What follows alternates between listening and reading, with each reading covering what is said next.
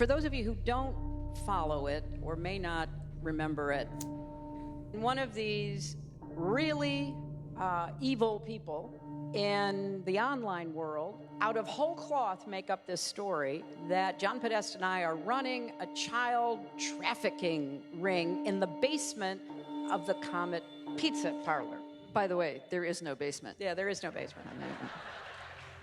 But if you migrate that crazy story to Facebook posts, there are people who will believe that, including this very unfortunate young man in North Carolina, believing that he was on a mission because he saw it on Facebook, he saw it in other places online, he saw it in, quote, news outlets, and so he was there on a mission of rescue.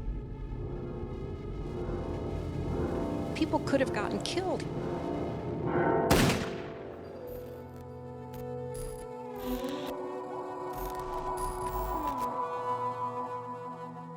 Tonight, a terrifying moment. Authorities say a man with an AR-15 opening fire after police say he showed up at a family pizza joint. Welch drove 6 hours from Salisbury, North Carolina to self-investigate a conspiracy theory called Pizzagate. Viciously phony rumors that the pizza joint was the base for a child abuse ring using underground tunnels led by Hillary Clinton and her campaign chief, John Podesta. This is insane. No one was hurt, but this became an alarming consequence of a growing online phenomena, fake news. The police say there is no sex trafficking conspiracy, but millions read about it on dozens of websites, including one called Danger and Play. Danger and Play is written by Michael Cernovich. All media is narrative, and we are in a war of narratives. There is a story about me. There is a story that I am just a very mean, awful, nasty troll. Is that the totality of who I am? No. Have I been mean before in the past? Yes. Here's Hillary's handler, and here's Hillary collapsing. That's a narrative about me. I view it more in terms of sort of pro wrestling. Bill Clinton's a rapist! Bill Clinton's a rapist! And if people are going to view you as the heel or the bad guy, you just have to play up into that role. Assault! They're assaulting me! They're attacking me! And that's what I've done, is I've recognized that people were going to misinterpret me, completely twist my words out of context, in many cases fabricate things, and I can either spend all of my day explaining why that isn't true, or I can just embrace that heel role that you would as a pro wrestler. My name is Mike Cernovich, and I'm a journalist, author, and filmmaker. That's amazing. All right, so yeah, I just texted Scott Adams, which is, hey Scott, my latest film was on fake news, and one area we wanted to cover was the role of cognitive biases playing fake news, as well as your two movies theory. Would you be in for an interview discussing this? So I think Scott will do it. But that would be what we would want to talk to him about. And he's in the Bay Area, right? Yeah, he's in the Bay Area. I am Scott Adams. I'm the creator of the Dilbert comic strip. I'm a trained hypnotist and have studied persuasion for decades. In persuasion, there's a thing called framing. It's how you think about a situation. People can frame things very differently, and skilled persuaders are especially good at it, so it's something I'm trained to do. Whoever gets there first, it's tough to get that out of your head. So going first makes a big difference.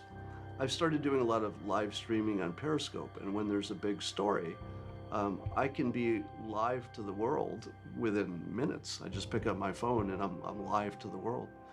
And the framing that I put on things, I'm quite aware of the fact that because I'm both persuasive by training and I'm first, that my framing is exceptionally sticky. A lot of what we see as fake news is two movies playing on one screen.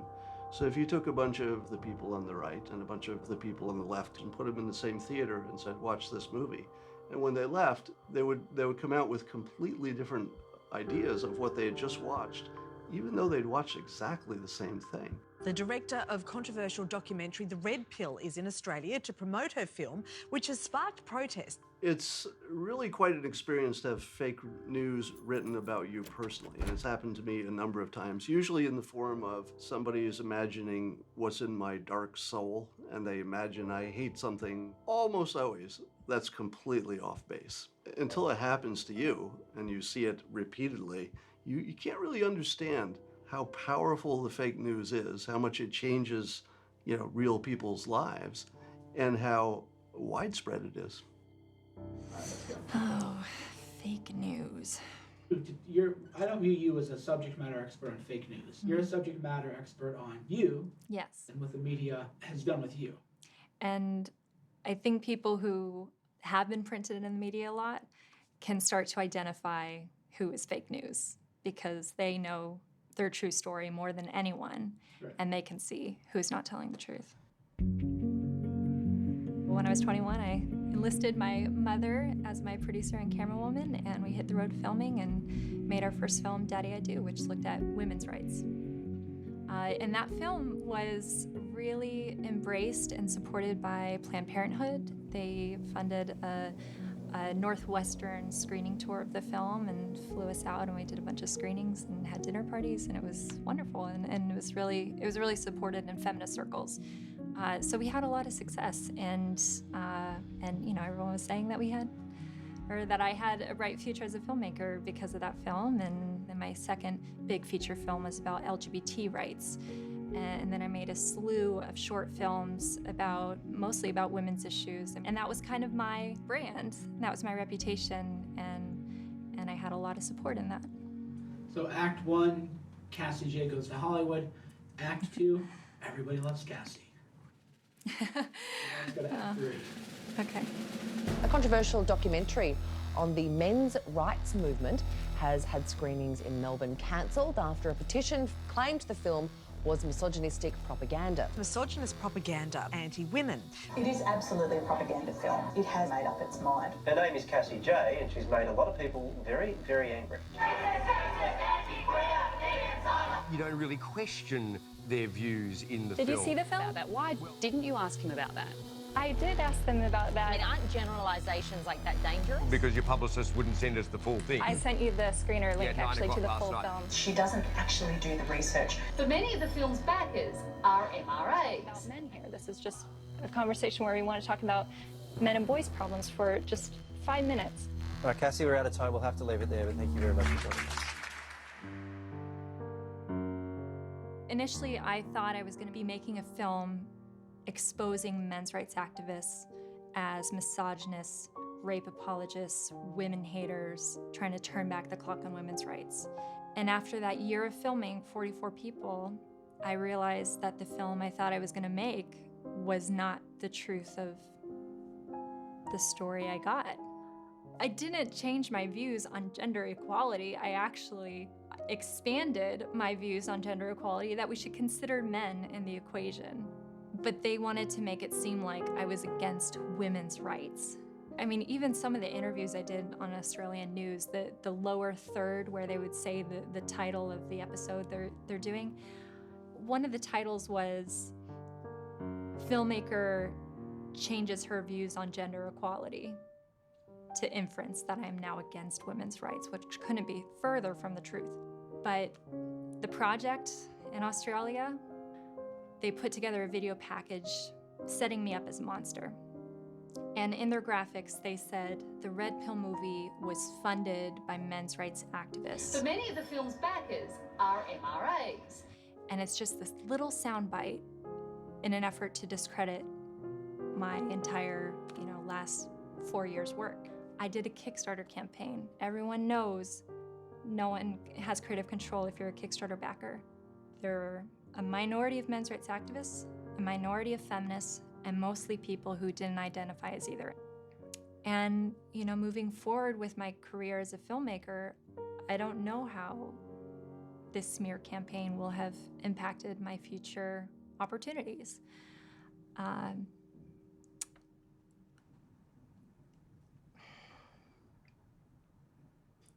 When I started to see the media going after me personally, like on the direct attack, trying to take down my credibility and my reputation.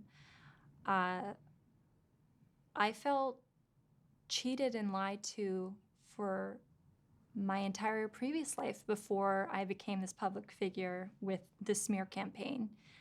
I feel like, how can I have trusted anything they've ever said about all these other people who I've seen smeared in the media before, and I believed what the mainstream media said about them. First tonight, our report on the incendiary radio host, Alex Jones. He's known for promoting wild conspiracy theories. Over the years, his YouTube channel has racked up 1.3 billion views. He has millions of listeners and the ear of our current president. Your reputation's amazing. I will not let you down. You will be impressed, I hope.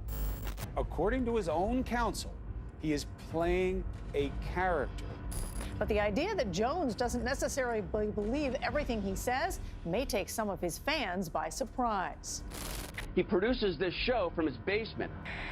Broadcasting worldwide, I'm your host, Alex Jones. So what is the state of our world today? The quickening, the intensification, the insanity, the wars. Why is Alex Jones in a movie about fake news? In fact, I bet when this film comes out, they're going to have reviews saying, ha ha, look at the filmmakers. To cover fake news, they talk to the king of fake news. Wait a minute. Even if that was true, you'd want to talk to the king of fake news. Mike Cernovich is here with some amazing established filmmakers putting out this big film Hoax, dealing with mainstream media and fraud. And they asked me the question, are you an actor?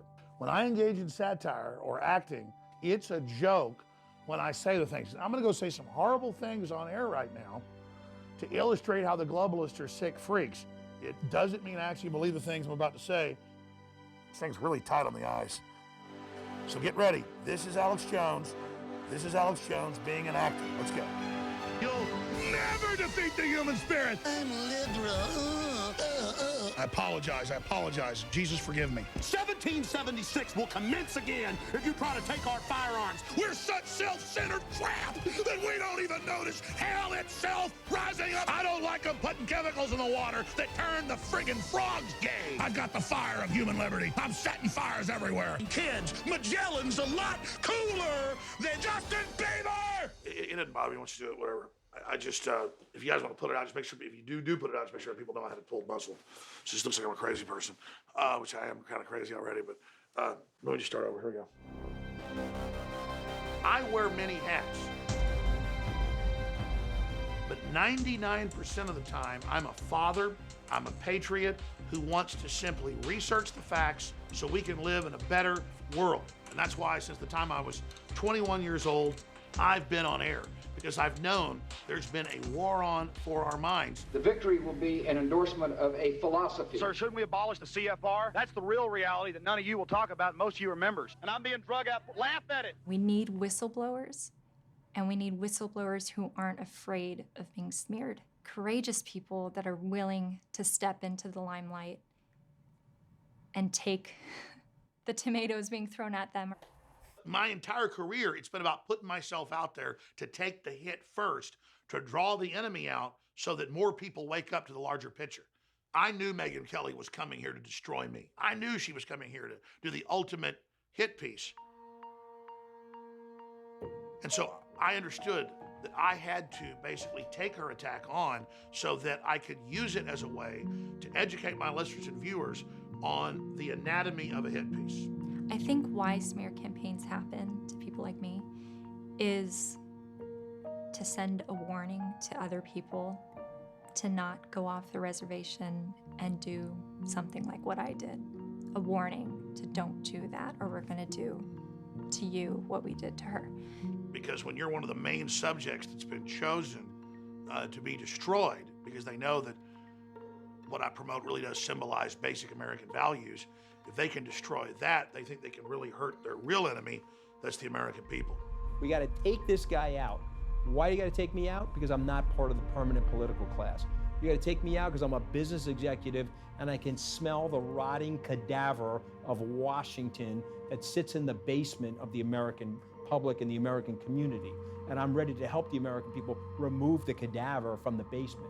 You see, the way I was getting hit One of my buddies said to me, "You're getting hit like that because you can articulate the president's strategy." I'm on BBC News Watch, and I'm being interviewed by Emily, and it's a live presentation. I've got the White House behind me, and we're talking. It's over. I shake her hand. I'm walking to my office in the West Wing. My cell phone's ringing. I pick up the cell phone. I'm not going to tell you who it was, but it was a person in Republican opposition research for 30 years. They said, "Ant, you're in a lot of trouble. You had great verbal dexterity on BBC News Watch," and they're now saying, "My God, this guy might be able to have tea with the Queen." And I've gotten 4 or 5 calls on you since you finished that interview saying, "What do you got on this guy?" They got to find something on me. I sort of feel bad for them because they figured I'm Italian and they got 28 years on Wall Street. I had to do something dishonest. So they spent 7 months like ripping through my financial records and background. Couldn't find anything. So they got me on 3 curse words. Leak thing and see if I can block these people the way I blocked Scaramucci for 6 months. They treated it like it was I poured hot water on a newborn baby. We had hundreds of TV networks and newspapers call us in the month before Megyn Kelly called, and I'd refused all the interviews because I knew that there was basically a bounty out to do a huge deceptive hit piece on myself. And so when I heard that Megyn Kelly was calling up my producer, being sicky sweet, saying, "Oh, here's my cell phone number, please call me personally. I'm really into Alex, he's really cool." That right there was a giant red flag. And as soon as I call her, boom, she wants to go out to dinner with me. She's obsessed with me. She thinks I'm really handsome. She thinks men that have a little pot belly like me are sexy, that the best men look like me. These are exact things she said. So I got my other phone and started recording it on speakerphone.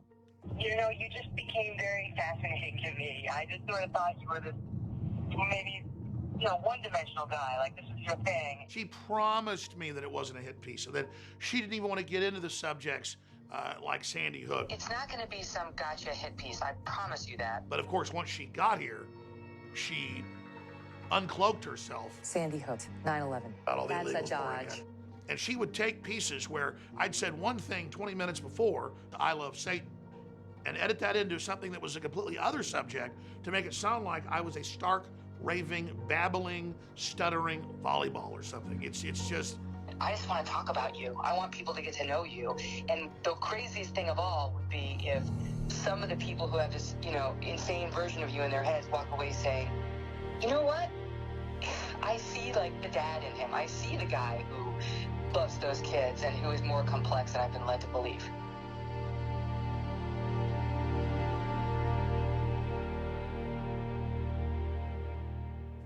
So the media, and especially the fake news, can ruin lives fairly easily. I've had quite a bit of fake news lobbed at me. What was the fake news? Well, the fake news was that I'd said negative things about women, which if you saw them in context, you would understand that they weren't. But out of context, whoa, they sounded terrible. If I thought somebody actually thought the things that people said I thought, I would not like that person. And if you think somebody's evil, whatever comes out of their mouth is going to sound pretty evil. And if you think that person is on your side, even if they say something that sounds a little bit evil, you're going to say, "Ah, that's Bob. He doesn't mean that." So we imagine we can see what's in the soul of other people. It's the most classic mistake you could make. You're not good at peering into souls. You just think you are. Everybody thinks they're good at it. Everybody's wrong. We're all terrible at it. And weirdly, we imagine that these normal people who would be our friends in any other context are actually like monsters on the inside. And it's pretty rare that anybody is actually a monster on the inside. This is the spot where it was first seen. Where did it come from? What is it? They're bringing crime. They're rapists. I know nothing about David Duke.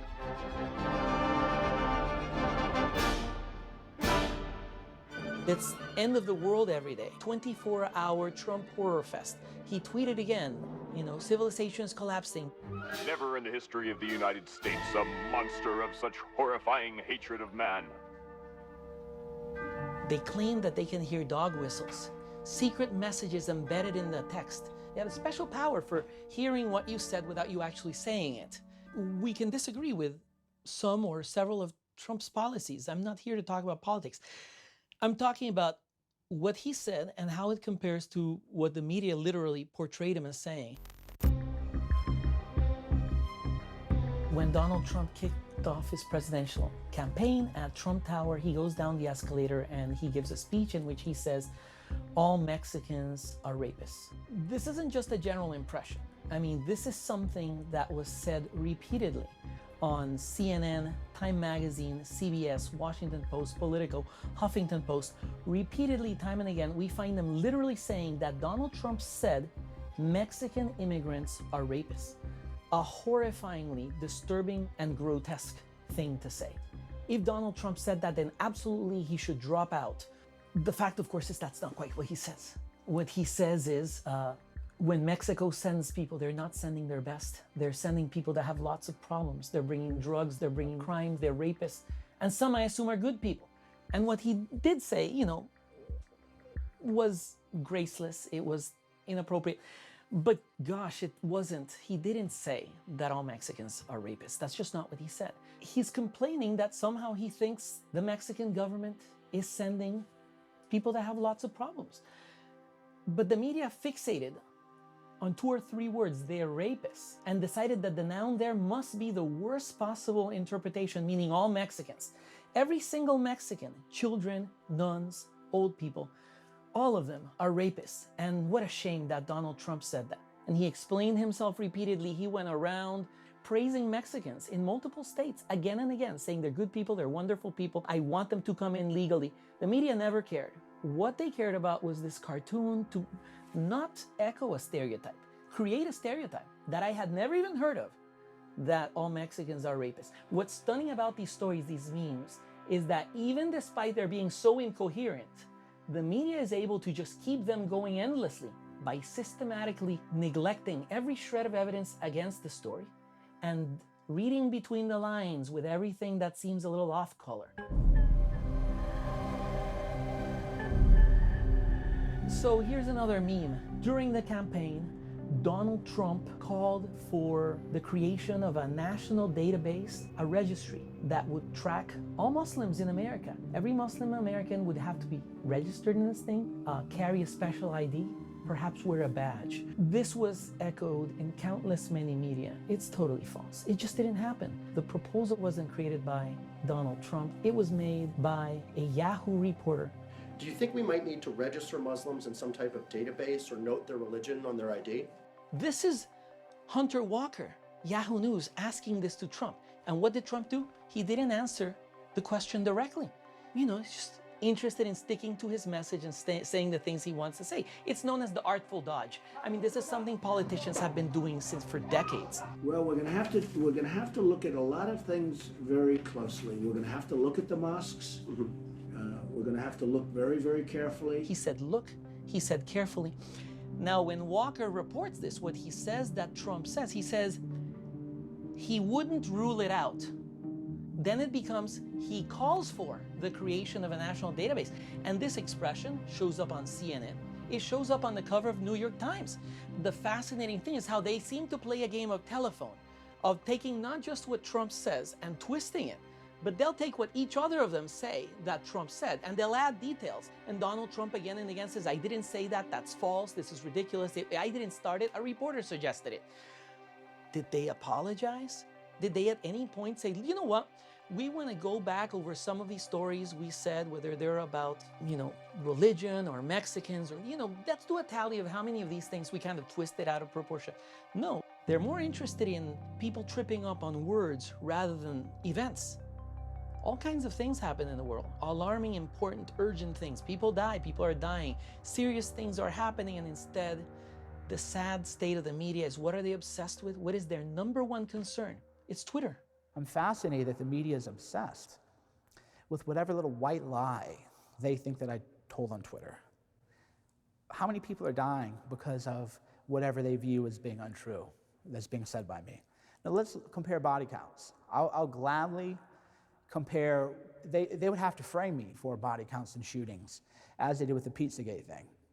I don't have to frame them, I just have to talk about what they've done.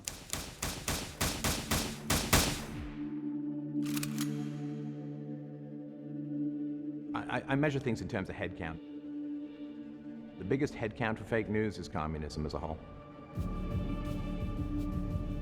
Reasonable estimates are close to 100 million dead just in the 20th century from communism alone.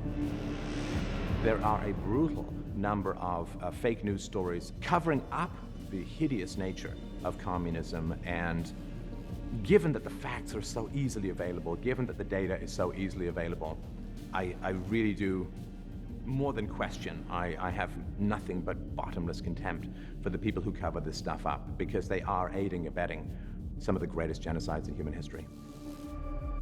And we know that Walter Duranty of the New York Times, he got a Pulitzer for his reporting on the Potemkin villages under Stalin, when he was toured around and, oh, look at these fat, happy workers, and they were just taken out of the gulags, stuffed full of chicken, and thrown in front of his eyeballs. Didn't Duranty cover up the Ukrainian famine? The Holodomor, one of the unbelievable, brutal, and overlooked genocides in many ways. So this is typically the way that it works. In a free market, resources tend to accrue to the people who are the most competent. And that's better for everyone, because you want to have enough to eat. So you want the land to end up under the control of the most productive people. But the communists come along and say, okay, you're working for this guy, not because he's smarter or works harder or takes more risks or studies more, but because he's exploited you, he has stolen from you, and we're going to get back what is yours, we're going to get back that land, we're going to split it up among you. So what they did was they went into the Ukraine, which was formerly called the breadbasket of Europe. The soil is so rich. I mean, it's just astonishing. And what they did was they took the land from the most productive people, called the bourgeois, the kulaks, the most productive farmers, and then they shot or imprisoned or drove off those farmers. The starvation that resulted, I mean, unbelievably horrifying stuff.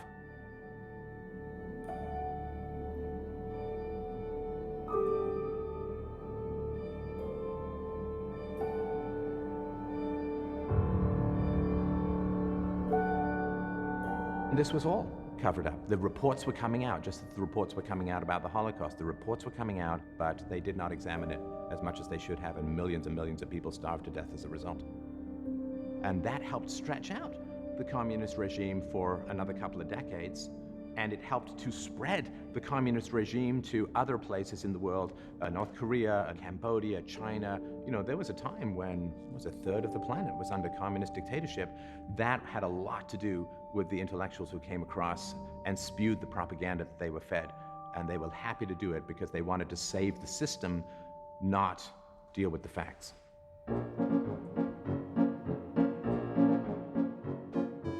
There are still people out there with Karl Marx buttons. You know, you try wearing a Hitler button, Hitler's head count was far lower than communism. You go out there with a Karl Marx button and people are like, oh, that's edgy. Or, you know, get your Che Guevara t-shirt and this proselytizing and pumping up of communism that happens. I mean, we see this recently. Women had better sex lives in Soviet Russia. I mean, like, okay, so sure, it's 100 million death count, but at least I get a toe-clenching orgasm out of it. It's like, that's horrifying and horrible kind of weighing in the balance. The fact that North Korea started as a communist state is very much overlooked. They put these Potemkin villages out there in North Korea as well, where you got these happy peasants who see smiling and so on because, you know, they get shot if they don't. We traveled about 4 hours east of Pyongyang to visit a ski resort. We were also invited here, I would suspect, because it is not what people expect to see in North Korea. A modern ski resort. It's got patriotic music and videos playing from a screen here, and a lot of families out enjoying themselves. And the reason why it's so sinister, which you've talked about before, Mike, is that they want us dead. If you openly cover up for a regime that the first people targeted are people like you and me, I can't view this as a merely ideological dispute. This is not an academic difference in opinion, because if the system that they want gets in power, myself, my friends, my family, everything will be the first to go. Read all about it. Latest football scores. Morning paper. Morning Star. Paper, mister? Your daily newspaper. Well, this is familiar. Most of us read a paper every day. The golden age of American journalism in the 50s is sort of a myth. Perpetuated by Hollywood and maybe journalists themselves.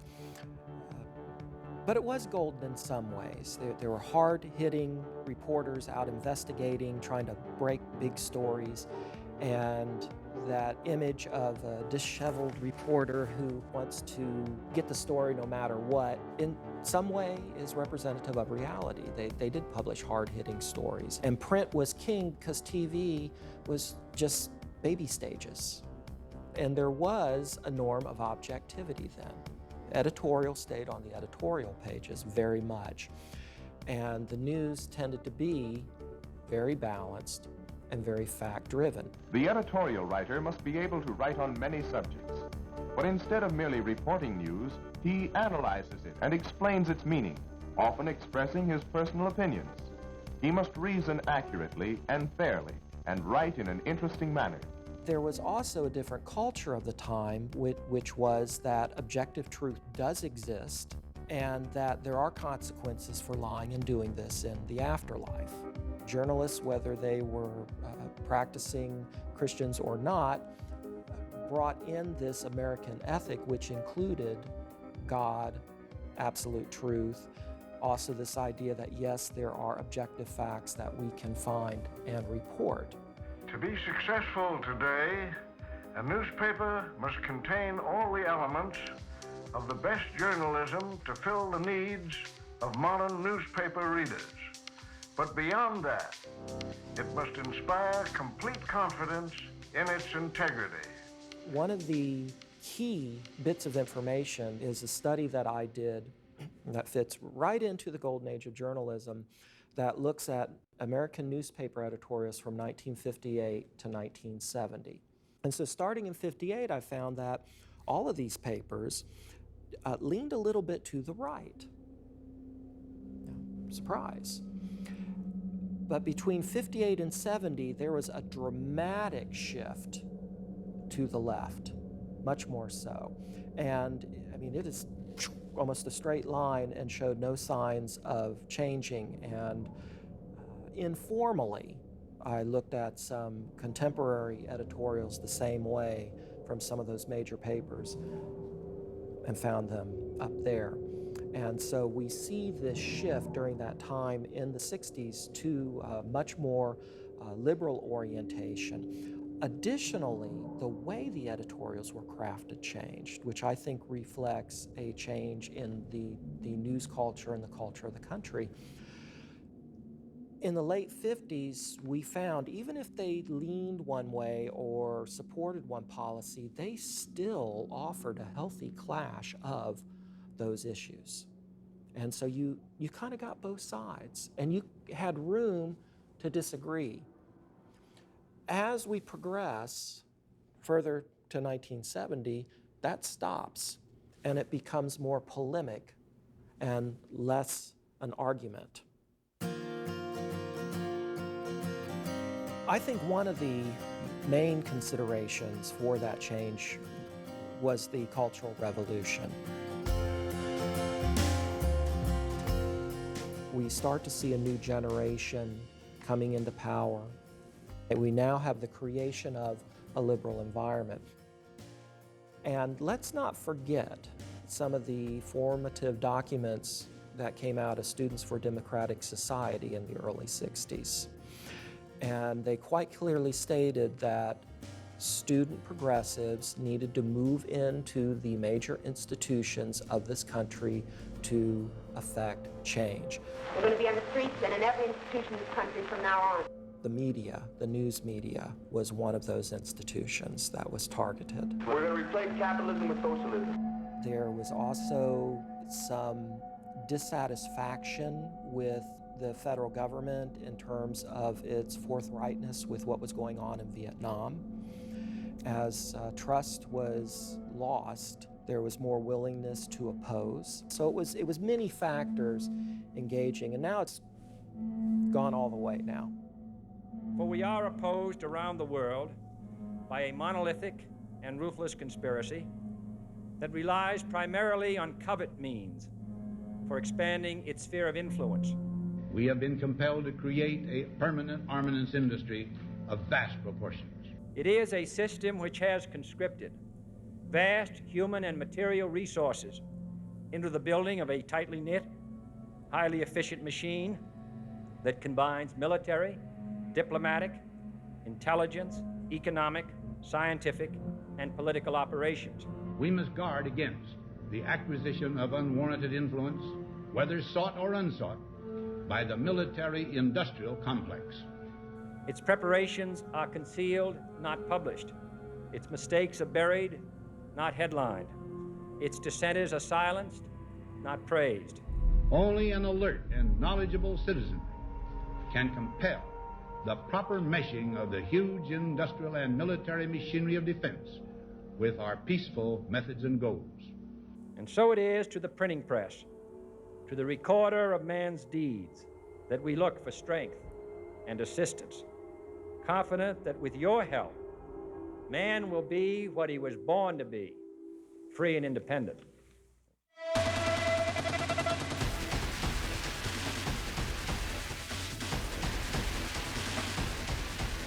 I saw the Iraqi soldiers come into the hospital with guns. They took the babies out of the incubators. Took the incubators and left the children to die on the cold floor. Babies pulled from incubators and scattered like firewood across the floor. And they were thrown out of the incubators so that Kuwait could be systematically dismantled. It was horrifying. This war may be beginning right now. 2 hours ago, Allied air forces began an attack on military targets in Iraq and Kuwait. The inevitable has happened. A woman testified before Congress that Iraqi soldiers had gone into the nursery of a Kuwaiti hospital and they were taking babies and lifting them out of the incubators and throwing them onto the ground, smashing them. This is a horrific visual. And public sentiment was against the first war in Iraq until that very important testimony was spread far and wide. Well, as it turns out, she was actually the daughter of one of the crown princes of Kuwait. It was a completely fabricated story that had been orchestrated by a major PR firm. They had spent millions of dollars on it, and it was completely fake. But the media would incredulously spread that. They give amplification to a message that they like. And then if that message turns out to be false, they say, well, all we do is report the news. No, you chose to report that, though. You chose to amplify that. You chose to splice that clip and air it nonstop. Fool me once. Shame on you. Every statement I make today is backed up by sources, solid sources. You fool me, we can't get fooled again. So the second war in Iraq was also based on a lie promulgated by the New York Times. Iraq has made several attempts to buy high-strength aluminum tubes used to enrich uranium for a nuclear weapon. The kinds of tubes that are necessary to build a centrifuge. First of all, the New York Times was not alone. Almost every paper in the country was reporting this, and network. There was a consensus. I think what I did wrong was I wasn't permitted by my paper to go back and look at those stories when we had more information. One person might say, Cernovich, you're wrong. All the media did was report on information given to them by the government. And I would say, well, that's fascinating. You must think that I don't have a very good memory, because when I read Twitter today, and I read the paper today, they say you can't trust Trump. He's such a liar. You can't trust the government. Our job as journalists is to fight against the government. I see that every day. But if there's a war, we just accept everything is true. And it is our duty as loyal Americans to shut up once the fighting begins. We entered the 50th anniversary of the Vietnam War. My fellow Americans. The Gulf of Tonkin incident was the basis for the war in Vietnam, which cost between 50 and 75,000 American lives. Many people's lives were ruined, mental illnesses, PTSD. Well, that was another lie. So let's look at it. We got 3 big wars in America. You see a lot of lies. So where is the soul searching by these large mainstream outlets? I would like to see that. If you look at the mainstream media, they are in lockstep with either the Pentagon or the State Department or officials that clearly do have an agenda. It's a self-sustaining relationship. Any empire, any corporation, any person knows that the only thing that could ever take them down is the truth. Do you have any people being paid by the CIA who are contributing to a major circulation American journal? We do have people who submit pieces to American journals. Fake corporate news media is nothing new. It's just more financed today, a lot bigger, a lot slicker. Back in the 40s, 50s, 60s, 70s, and 80s, there was Project Mockingbird that Senator Frank Church's committee exposed, where the CIA and other agencies had key people throughout positions in the mainstream media to put out fake news or to kill stories when they needed it done. They infiltrated high-ranking media organizations all around the United States and were working not only with them, but reporting as if they were neutral journalists when they were pushing an agenda. A planted story is intended to serve a national purpose abroad, came home and were circulated here and believed here. Operation Mockingbird should make everyone think twice about the news and information and where it comes from and how it could be weaponized against you, which I think is happening right now at a very severe level. And now we have Jeff Bezos, one of the richest men in the world, close to $100 billion in wealth with his oligopoly Amazon, getting $600 million contract from the CIA to house their servers while he uses the Washington Post that he owns as a warfare machine against President Trump and the American people. I was supported by the Central Intelligence Agency, by the CIA. This one great German journalist came out and said, yeah, the CIA wrote headlines for me. They told me what to say. There's many countries where this happens, where you find people to claim they are respected journalists, but if you look behind them, you'll find they are puppets on a string of the Central Intelligence Agency. Obama signed a Ministry of Truth into action before he left to use U.S. intelligence agencies against the American people. Now, critics argue the act allows the U.S. government to censor some news as propaganda and push a government agenda, in other words, government propaganda, on the U.S. citizens, usually by way of labeling inconvenient stories as fake news. Propaganda is now legal. Yes, legal, not illegal. It used to be illegal, according to a 1948 law, Smith-Mundt Act, something like that. Because 3 years ago, wrapped inside the 2013 NDAA, was an amendment that removed the ban on the U.S. government creating propaganda and then showing it to U.S. citizens. A lot of people who claim that they're journalists, they're just repeaters. They get a press release and they just rewrite the press release. I was actually able to uncover something that really made me feel defrauded as a journalist. Not only our sources, we found out that Bahrain is a paying customer at CNN. They've also produced similar content for Georgia, Kazakhstan, and other nations as well, Lebanon. Look, if CNN's corporate bosses want to worship dictatorships, that's their right. But when they're getting paid by the dictatorships to do it, in my view, that's criminal and it's downright anti-American. I was accused of leaking secrets of states. 6 times house searched. Well, they hoped that I wouldn't do that ever again. I don't mind what will happen. I've had 3 heart attacks. I have no children. So if they want to bring me to court or to prison, so it's worse for the truth. The truth won't die. Decades ago, it used to be the case that news divisions did their investigative reporting operating at a loss. They did so in the public interest. That's gone by the wayside. These days, news organizations do specifically what behooves their bottom line. Hi, my name is James O'Keefe. I'm from Project Veritas. Project Veritas started with the mission of investigating and exposing waste, fraud, abuse, corruption, dishonesty, self-dealing in order to make a more ethical and transparent society. In order to do that, We have to go undercover because a lot of these people are not going to tell us on the record what's happening.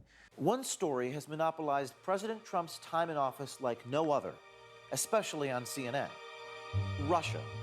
In fact, since the inauguration, CNN has mentioned Russia on their air nearly 16,000 times. So we sent our undercover reporters inside CNN to understand why. Then why is CNN constantly like, Russia this, Russia that? Because it's ratings. If it's all just because of ratings, if it's all just for money, if his own staff, more than one person, thinks that it's BS. The Russia thing is just a big nothing burger. Really? It's mostly bullshit right now. Like, we don't have any big giant proof. And they're doing it in order to make money only? All the nice cutesy little ethics that used to get talked about in journalism school, you're just like, that's adorable. That's adorable. Yeah, this is business. That's something the American people need to see. I'm not making a value judgment about it, but that's information that people need to see. And that's the heart of the matter is journalism is about exposing things for what they really are. And there's a lot of powerful interests that do not want things exposed for how they actually are. People go in the media, journalists, or would-be journalists would say, Cernovich, you just want clicks. All you care about is page views. These are the people who live and die by ratings. These are the people who, the minute the show's over, they're waiting for the ratings to be uploaded. If there's a way to start a war and get America involved in another major massive war, all the media companies stand to make a lot of money. Nobody talks about that. For example, when there was a major terrorist attack in France, the images of dead babies were blurred, and we were told by the media, never show dead children on television. This is too horrific. This is not what we're about. You can't do it. This is what we're told, right? But then suddenly we have a story about Assad gassing his own people, and a lot of people want war in Syria. Well, not only do they accept the conclusion that Assad gassed his own people without any real evidence, but now they post images of dead babies on television and in the newspapers and post those pictures. Tonight I ordered a targeted military strike. The president again citing the disturbing video of Tuesday's horrific chemical attack as a major influence on his decision. A dizzying turnaround for an administration that just days ago declared that their priority was not to oust Syrian President Bashar al-Assad from power. Donald Trump became president of the United States. I think this was actually a big moment. The media makes a massive amount of money with wars because then you have nonstop coverage, embedded journalists, hot new footage. Watch this latest bomb be dropped. Watch this latest firefight. We see these beautiful pictures at night from the decks of these two U.S. Navy vessels in the Eastern Mediterranean. I am tempted to quote the great Leonard Cohen, I'm guided by the beauty of our weapons, and they are beautiful pictures. They make a ton of money doing that. Not only that, but their parent corporations and these media holding companies and their shareholders make a ton of money off of war. Boeing makes a ton of money. These contractors make a ton of money.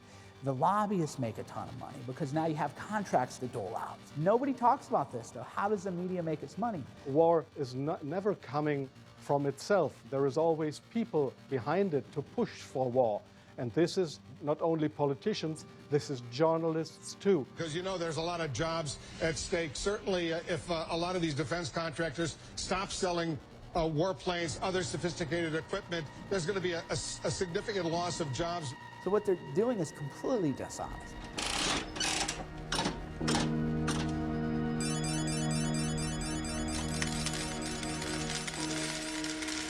This is beyond a hoax. This is a giant organized fraud. The news is not the news. The news is propaganda.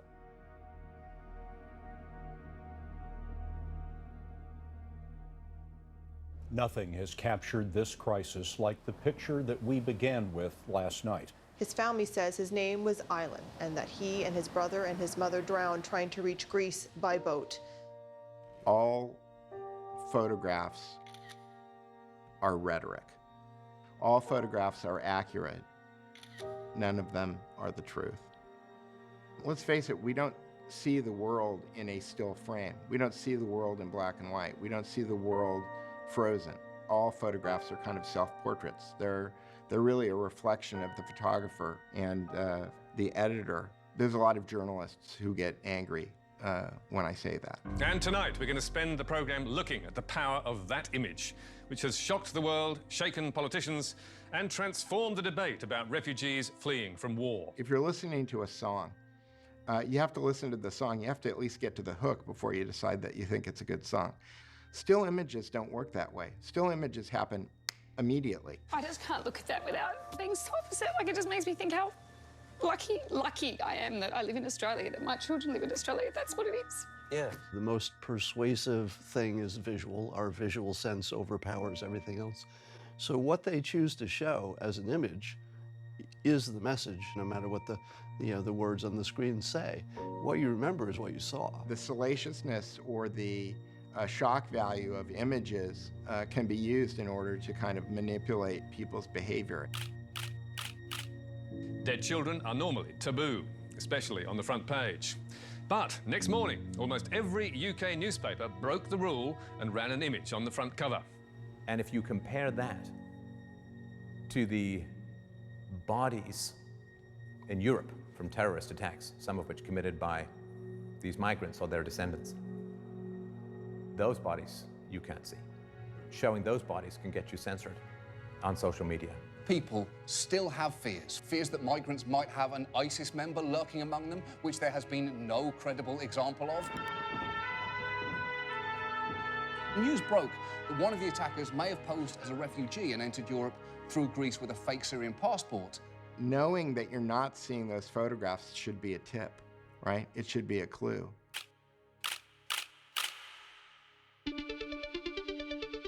So I'd always sensed that the news, there was a lot of fake news. I'd always sensed it, but I lived it, and I was completely behind the scenes.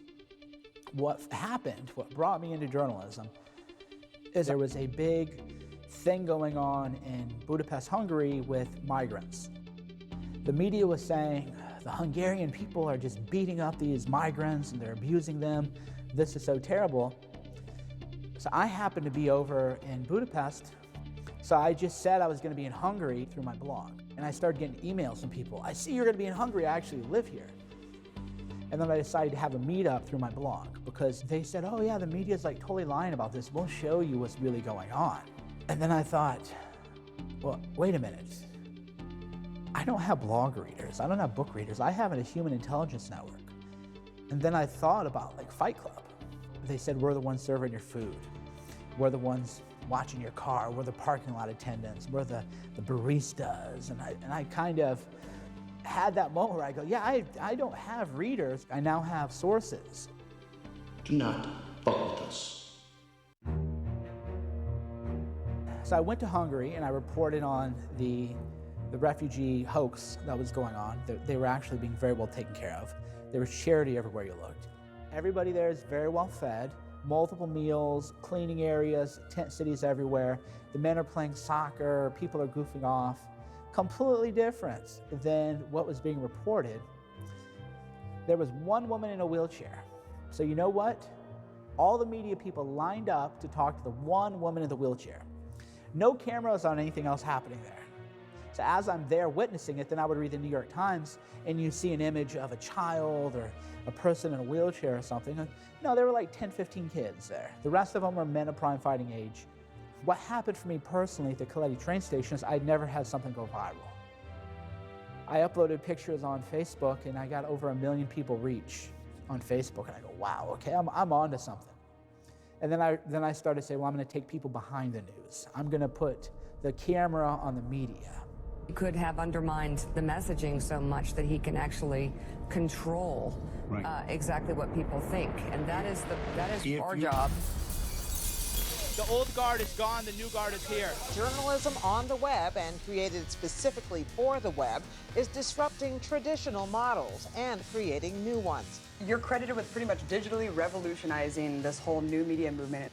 My name is Tim Poole. I'm a journalist and technologist. I cover conflict and crisis stories all over the world. I was in Egypt during the revolution. I was in Ukraine at the start of the Civil War. I was in the Venezuelan student uprising a few years ago, among many other stories. I think the new media is finding faster, better, and more efficient ways to cover the story than old media ever can.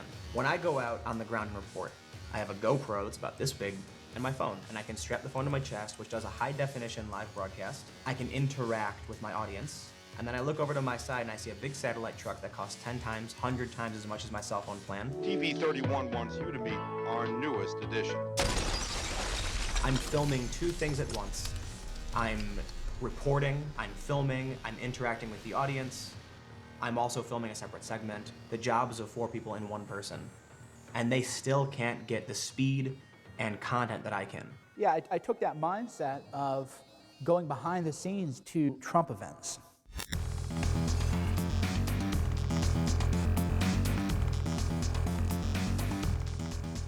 Not to the rallies, which I found quite boring, but to what was happening outside, and it was carnage.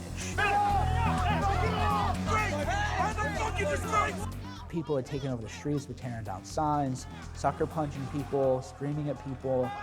It was pandemonium, and I just live streamed. I didn't know what was going on. I just live streamed the whole thing, and my phone went dead. Because at the time, I didn't know to have a battery pack. You're like a rookie, right?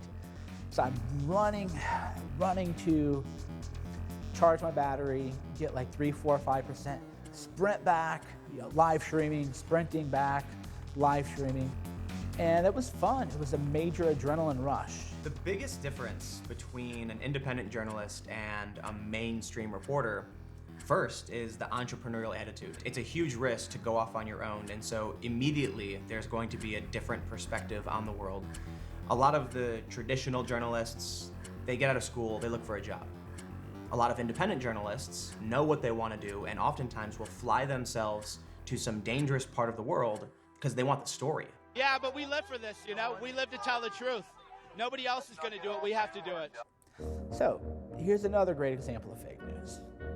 If you watch the news of the RNC, you would be told total chaos, division. Oh, there's protests everywhere.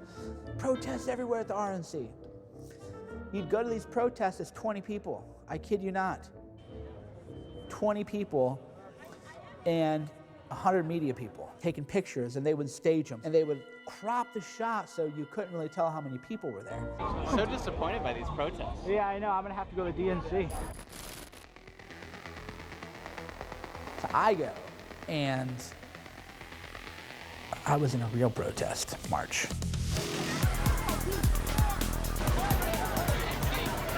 Burn that fucking white capitalist shit the fuck down. Oh shit! Oh shit! Don't go fire! She's on fire! If you turned on the news, you're not seeing this. Day one of the DNC, I'm out there periscoping, live streaming videos. There are 5,000 people at least at FDR Park across from the DNC. All right, 360. Right? That's everywhere, okay? Everywhere. You know how many mainstream journalists I saw there? 0. There's not even one journalist here, except for me. They're all on Twitter, talking about the future of the Democratic Party and the future of the election. They're unbelievably lazy. Being a right-winger in New York City, I'm drowned in the opposition. And you learn to enjoy conflict, you learn to enjoy arguing, and I think it makes you a more complete person. And we wonder why the media has become... These people don't leave their desks, and this is true of the right and the left. They'll sit there and they'll Google and they'll talk about a backlash, and you'll go check the evidence of this backlash and you realize it's just tweets. There's no more Watergate from the beat reporter talking to people on the street because he just uses Google. These kids now are turning to themselves for information. They're their own journalists. And that's what's so exciting about this time is someone like James O'Keefe can come along with an undercover camera and totally blow up the New York Times, fake voting, all of this stuff by going out there and just doing it themselves. So the biggest rub on me is that I'm not a journalist. That's what they will say. James O'Keefe is not a journalist. Whatever they want to call us, it doesn't matter. What matters is the thing that you are producing. I'd like to get a comment as soon as possible. Oh, okay. Can I have the name? James O'Keefe. Can I put you on hold really quick? Yeah, thanks. This is the oh shit moment.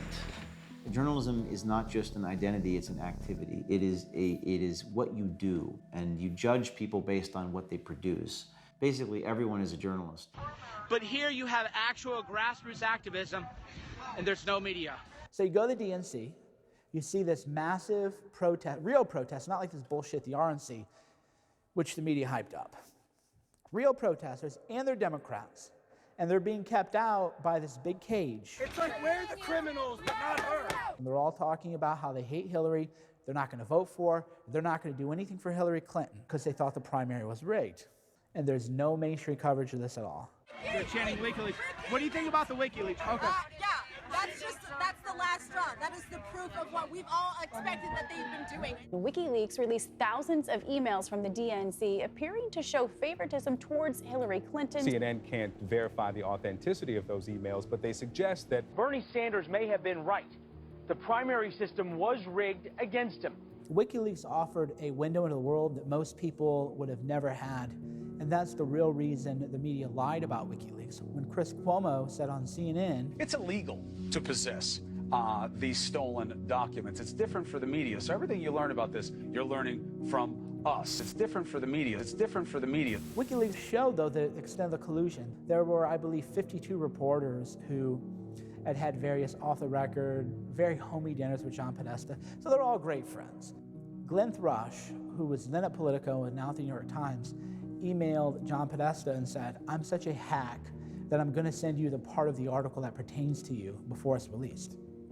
What they were doing is they're giving the other side a head start. Hey, we're about to drop this hit piece on you tomorrow. Get your talking points locked and loaded tonight. It's amazingly valuable. So not only did he not get punished, he is now the White House correspondent at the New York Times. Maggie Haberman, who I also believe is at Politico, was referred to as a friendly reporter that the Clinton campaign would use to tee up stories. Maggie Haberman now works at the New York Times. I have an uphill climb, and I'm going to climb as high and hard as I can. Donna Brazile was a CNN contributor, and she obtained some questions from a town hall, which was competitive, between Hillary Clinton and Bernie Sanders, and she gave the questions to Hillary Clinton. She confirmed that the primary was rigged against Bernie, and it was rigged for Hillary. She revealed it based on the fundraising agreement between Hillary Clinton's campaign and between the DNC, that all the messaging from the DNC had to be cleared by what she called Brooklyn. That was the Hillary Clinton office. Every press release had to be pre-approved. Well, that's a nice advantage. I would like every article about me to have to be pre-approved by me. That would be amazing. WikiLeaks confirmed what people already knew but couldn't prove, which is that the media and the Democrats are one and the same. There is no difference. They're all buddy-buddy. And whatever you read in the mainstream news is going to be the Democrat talking points. One of the things I don't think you need to convince anybody anymore is that the media is biased. I think there used to be a day, maybe when I was a kid, when people said, well, the news is at least trying not to be biased. They're at least trying. But now nobody believes that. What they do believe, which is weirder and maybe worse, is that they believe that only the other side is biased.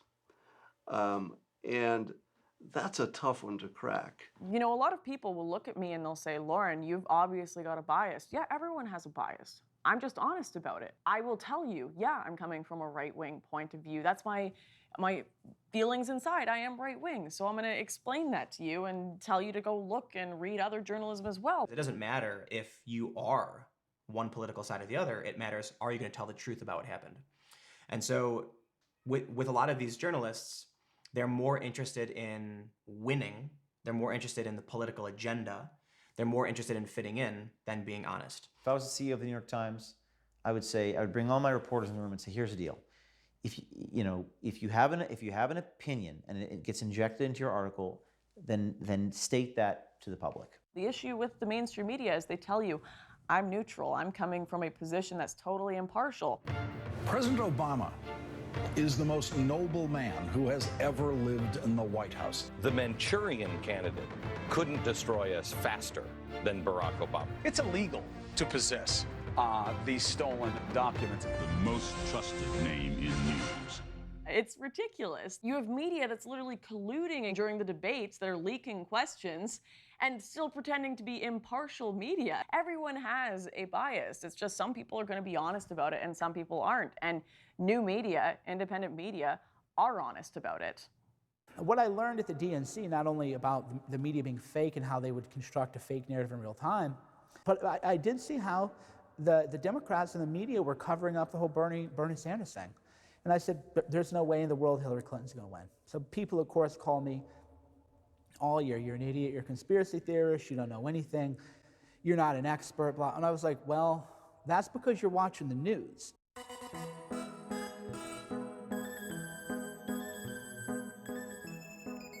Could he actually win? No freaking way! And which Republican candidate has the best chance of winning the general election? Of the declared ones, right now, Donald Trump. We have Hillary's about a 75 or an 80% favorite. We have different versions of the forecast. 89% for Hillary Clinton. Hillary Clinton has a 100% chance of winning. The presidential race is over. The state of the race at the presidential level is virtually over. Oklahoma, Tennessee, Mississippi, South Carolina. Pretty dramatic change in your forecast now. We're in a weird situation right now. And CNN projects Donald Trump will carry the state of Florida. Ohio will go to Donald Trump. Donald Trump has won the state of Pennsylvania. That is the race. Donald Trump wins the presidency. Well, America is crying tonight. Everybody is crying. How do we explain how this is possible? How did this happen? Since Election Day, questions have been raised about the role that false news stories distributed online played in the final result. There's been a lot of talk lately about Fake news. fake news, hoax sites, and hyper-partisan blogs That are spread further on social media platforms. As long as on social media people start believing it. Real-world political implications. Real-world consequences. A threat to democracy. Journalists are overplaying the fake news stories to demonize people you don't agree with. In this last election, the nation was assaulted by imposters masquerading as reporters. Michael Cernovich, a Southern California lawyer, has become a magnet for readers with a taste for stories with no basis in fact. Yeah, 60 Minutes wanted to do an interview with me because they were doing a big segment on fake news, and they wanted to make me out to be fake news. It was a complete setup. God bless them. Cernovich's website is just one of hundreds publishing nonsense on the right and on the left. So intelligent people who are familiar with my body of work understand what I do and why I do it. And it's very meta. The first thing that Machiavelli would tell a prince to do would be to write a book denouncing the prince. And so I think it's interesting, to have someone like Mike doing a documentary about fake news, because it's owning a term that has been directed at him and people like him. These news stories are fakes. They're definitely not fake. They're lies. They're not lie at all. One of the reasons that someone like Mike, I think, aggravates journalists so much is that he's sort of like a carnival mirror. Hillary Clinton has Parkinson's disease, physician confirms. You don't think that's misleading? No. He's projecting back at them what they do in almost all their, but to an absurd and almost offensive level. Hillary is a zombie. What do you guys think? You want to do a hashtag? What do you think of zombie Hillary? So what I am doing is I am being a funhouse mirror, where you think that we're the monsters, but really all we're doing is changing the wording on things that you'd actually said. Hillary, all I know is that she is sick. This is a very sick man. He is truly very sick. This is why we need Hillary's medical records. How recently has he had a colonoscopy or other cancer tests? John McCain's health was a big issue. The media was all covering it. Is John McCain healthy? Everybody's been talking about Donald Trump's health. Is this president of sound mind? Whether it's a personality disorder, a borderline personality. He's not in control of himself. Some people have said he had mental health problems. The New Republic said Donald Trump had syphilis. The dangerous case of Donald Trump. 27 psychiatrists and mental health experts assess a president. So if you're a bunch of psychologists and you want to write a book about a patient you've never seen, the media will cover it and you'll be a bestseller. The book includes and validates some of the general news media's speculation about Donald Trump's mental capacity. With Hillary's health, I had a doctor who had never seen her, and they remind me of that. Well, he never treated her. That story was sourced to an anesthesiologist who never met Clinton. What is your take of all the doctors and clinicians all across the country who have said that in this president they see symptoms of this, that, and the other? The duty to warn outweighs that the consideration that would normally apply, which is I'm not going to offer a public diagnosis of a person I have not met. But when it's a Democrat, there's now a new higher evidentiary standard, and we can't just talk about speculation and gossip. The conspiracy du jour, Hillary Clinton is harboring a secret medical condition. The President of the United States genuinely appears to be losing his grip on reality. And that would be the funhouse aspect, is get real. They did it to McCain, they did it to Trump, we did it to Hillary, they're just gonna have to get over that. It's the exact same playbook that these other journalists are doing, and I think that sort of mimicry is very upsetting. Which ties into the Scott Adams theory on two movies. If you're Scott Pelley, you're watching a movie where anybody who claims that Hillary Clinton had Parkinson's is a complete and total conspiracy theorist. If you're anybody else in America, you're watching a movie where you see a very sick person having coughing fits, having so-called allergies, falling down multiple times, and then having a major seizure on 9/11, and you're thinking, they're calling Cernovich out for the Hillary's health thing? She had a seizure and froze up walking into her motorcade. Well, she had pneumonia. I mean... How do you know? Who told you that? Well, the campaign told us that. Why would you trust a campaign? The point is... The camera didn't show that, but he actually dropped his glasses. He was so freaked out because they're not used to somebody coming after them. The whole power dynamic of I'm the media, and I'm Scott Pelley, and I'm 60 Minutes, and we're just gonna interrogate you, and you're gonna give us what you want, that doesn't even enter my mind. I'm thinking, how is this gonna look when I edit that clip and make memes and make viral videos? Disingenuous sort of online posturing. It might feel harmless. This might feel no different than creating, lolcat memes, but these memes have real consequences in the real world for real people. This idea of fake news is sort of a misnomer because fake news creates real opinions, which creates real actions. And then we live with the real consequences of that, right? No amount of reporting makes Pizzagate real, but the bullet that goes through that pizza shop is very real and could have killed someone. Pizzagate actually comes from the WikiLeaks release of hacked emails from Clinton campaign chairman John Podesta. And it was from those emails that the claims that John Podesta may be part of a child sex trafficking ring come from. Whenever the media talks about Pizzagate, don't just look at what they bring up, look at what they don't bring up. The Pizzagate, as it's now called, conspiracy theory, actually originated in a Podesta email that's quite weird and to this day is perplexing, where somebody told John Podesta, you left a handkerchief on the counter. There's a map on there, something pizza related. Who cares a handkerchief? Throw a handkerchief away. You're gonna FedEx somebody a handkerchief that's so bizarre. And then who writes a map on a handkerchief? And then the map is something pizza related? That's bizarre. That's code word for something. Could be codes for drugs.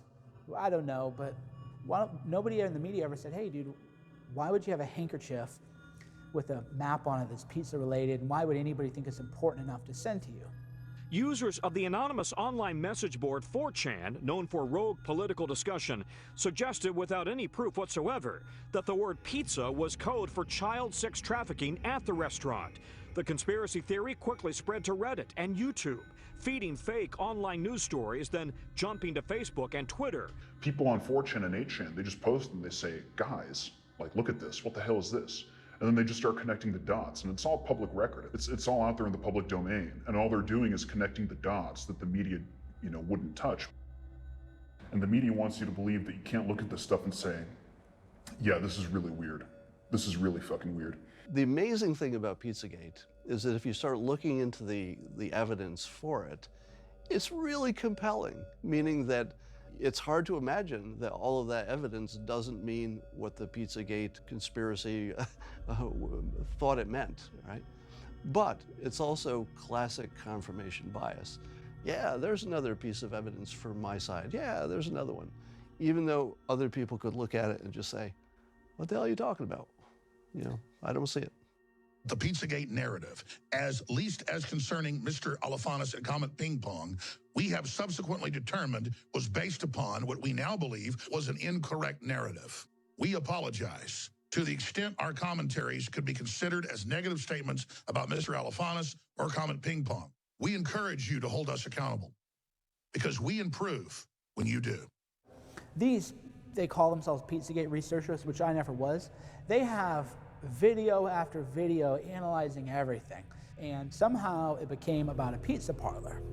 The Comet Pizza shooting, by the way, is a very sad thing. And the shooter had no connection to me and never read my stuff. The fake news media has claimed that I propagated it and spread it and everything. But they can never find me blaming that pizza parlor for anything. They can never find me blaming the owner of that pizza parlor for anything. But I was always focused on things that were real and that were bizarre. You tweeted, the Clintons were running a pedophilia ring. It's been in the emails all the time. We just weren't able to see the code. Yeah, I don't agree with that. You don't agree with that? I definitely don't think the Clintons are personally running a pedophilia ring. So why did you write it? That was worded imprecisely. It was more that Why did you write it then? You can go back to 2004, where there was a puff piece written about Tony Podesta. Washington Post and The Guardian had both written pieces about what a great avant-garde art collector he is. And they say, oh, it's just art, it's just modern art. Like, it's just art, don't worry about it. It's kind of like, that's kind of a cop-out. If it's art or not, it's screwed up. For the vast majority of Americans, they're gonna look into that and say, that's weird stuff. Now, maybe Cernovich overplays it, you know, maybe he sensationalizes a little bit, but the sentiment of it is, these are very creepy people. There's an email from the WikiLeaks where the Podestas talk about having stayed in touch with Dennis Hastert. Dennis Hastert was a longtime family friend. Dennis Hastert went to prison for money laundering offenses related to paying off his pedophile victims, people that he had victimized when they were young, underage. Why are you still friends with Dennis Hastert? He is a pedophile. He did go to prison. The media didn't want to ask those questions. And in a way, that's probably why Pizzagate probably got out of control, because the media actually refused to ask the questions. The shooting incident shows how a fake news story can lead to a real life-threatening situation. Devastating consequences. Real-world consequences. It seemed to me as if the media had been given its marching orders. Fake news, they insisted, was an imminent threat to American democracy. A threat to democracy. The dangers to democracy aren't obvious. Who invented the phrase fake news in its modern context? Who wanted to control the information we were receiving on the internet and on the news, and why? Fake news is a phrase I had never, ever, ever heard in my life, and I don't think any American had heard in their lives until a month after the election. And if you look at, you can go on Google Trends or something, and you can type in fake news, and you can see a chart for how many times that phrase was mentioned on the internet. And the chart is, 0 mentions, ever. And then all at once, it skyrockets. On September 13th, 2016, a nonprofit called First Draft announced a partnership to tackle malicious hoaxes and fake news reports.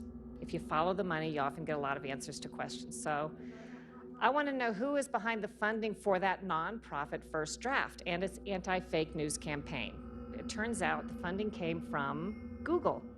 Google's parent company Alphabet was headed at the time by a man named Eric Schmidt, who happens to have devoted himself to Hillary Clinton's election campaign, offered himself up as a strategist to her campaign, and is listed as her #1 campaign donor through his company Alphabet. So his company funded this nonprofit First Draft around the start of the election cycle. Like, why is that the case? Because Google is a search engine. It's a tech company.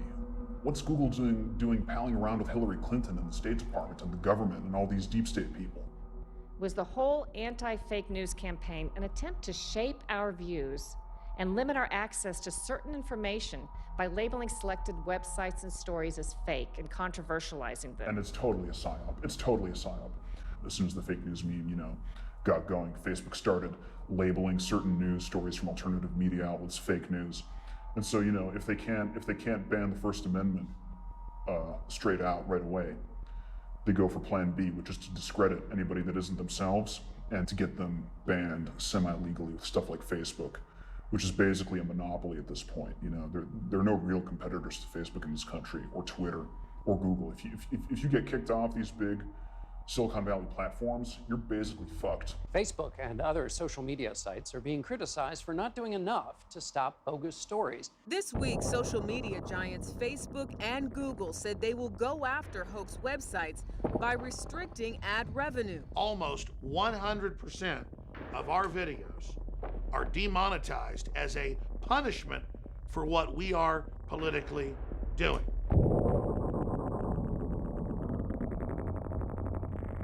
So simultaneously, the corporate media demonizes us for direct selling products so we can fund our operation, while Google had us banned off Google Ads, and while they have demonetized us 95% for our political views.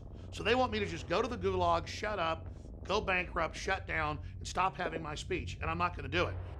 I think the end game in America is European-style hate speech laws.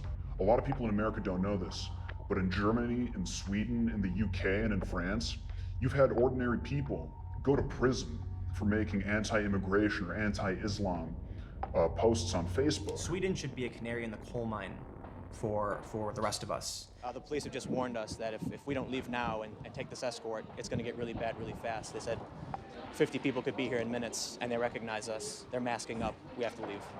And when I go to Stockholm and actually get escorted out by the police, the media in Sweden claimed I wasn't escorted out by the police. Well, no, I have GoPro footage as I was walking out. I took my gimbal and started filming the police behind me. Yet the mainstream media, the Swedish media, reported the police perspective that I was wrong, that I was lying, and then immediately started attacking me. I started getting phone calls. My phone would not stop ringing. They started sharing my phone number with each other. I kid you not.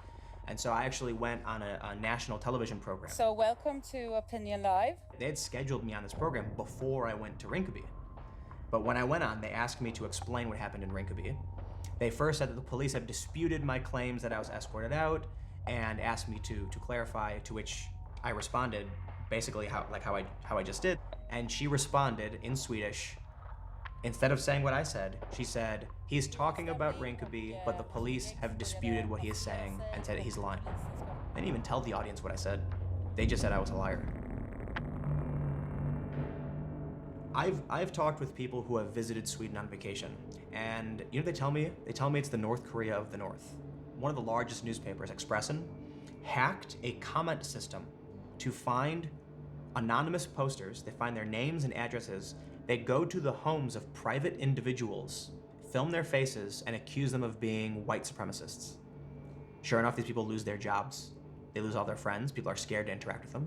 Many people, it's not so much about being scared to interact with them because they don't like their opinions. It's because they'll also get blacklisted. They're going to come after you, and they're going to try and whip up a hate mob and get you fired from your job, ostracized from your community. They're going to smear you. They're going to call you a neo-Nazi white supremacist. They're going to call you a conspiracy theorist. They're going to call you a Russian agent. They're going to do everything they can to shut you down.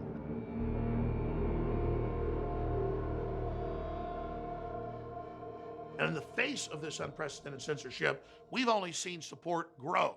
That's why they lie worse than ever. That's why they're so hysterical. It's why they're so angry, so hateful. Then along came Donald Trump, the wild card. Probably the only politician that could have or would have been able to change this dynamic and kind of turn the campaign on its head. Each time advocates cried fake news, Donald Trump called them fake news. We were able to turn fake news back on them almost instantly. Of course, with the help of President Dr. Donald J. Trump, PhD, which is what I call him now, because he started calling the mainstream media fake news. Since you are attacking our news organization, can you give us a chance? Your organization you are attacking President-elect. Can you give us a question? Don't be rude. You're attacking us. Can you give us a question? Don't be rude. Can you give us a question? I'm not going to give you a question. Can you state categorically? You are fake news. The news is fake. Fake media. The failing New York Times. Fake news. Very fake news. They should be ashamed of themselves. You know, I've been hearing more and more about a thing called fake news, but I will tell you some of the media outlets that I deal with are fake news.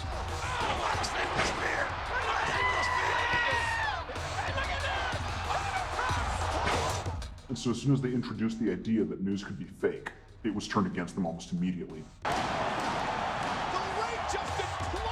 The official presidential tweet is an old wrestling video takedown with businessman Trump, doctored with the CNN logo covering the face of his victim. When Trump posted the CNN wrestling meme, it was absolutely hilarious. It was great. Memes are funny. You know, there's really no other way to put it. Memes are fucking hilarious. Anonymous internet memes are, for a lot of people, the only way to get exposed to the truth. And the reason people are anonymous and why it's so powerful is because if you're not anonymous and you don't have a fuck you money, basically, the media is going to come after you like they came after the guy who posted the CNN wrestling meme that Donald Trump tweeted. Did you just see this Trump thing, the CNN thing? CNN tracked down the dude who posted the Trump wrestling video. They threatened to dox this kid. CNN said they wouldn't publish the guy's name because he had already apologized, and also because he promised he wouldn't do it again. But then CNN adds they reserve the right to publish his identity should any of that change. Apparently the guy posted some pretty bad stuff in the past, but come on, CNN, you're starting to creep us out. I don't think they have a choice except to step it up, because we're really in an existential battle for the meaning of free speech and for the meaning of truth. People have gotten a very, very skewed line of free speech today, a skewed definition. They think that free speech and hate speech are two different things, which it's absolutely not. Hate speech is free speech. It's the ability to express yourself whether someone finds it hateful or not. My position is very simple. There are just three genders. There's man, woman, and retarded. You should be allowed to say the most offensive things on earth in free speech. This young man is retarded. America's first man. One self-proclaimed internet troll, Milo Yiannopoulos, tells us he's unapologetic and proud, even after being banned from Twitter for his infamous online taunting of Ghostbusters star Leslie Jones. In the Twitter storm that happened, you called her a dude. I said it's a good job there's a hot black dude in the movie. She looks like a man. I am entitled to say that I think a celebrity looks weird. I feel like things are going even more and more to each extreme. Milo was touring the country for a bit, and every place he went, there was period blood being thrown. There was girls screaming outside, smashing garbage cans on the ground. There were people trying to punch him on stage, and then eventually liberals just took it to a whole new extreme. And that was at Berkeley.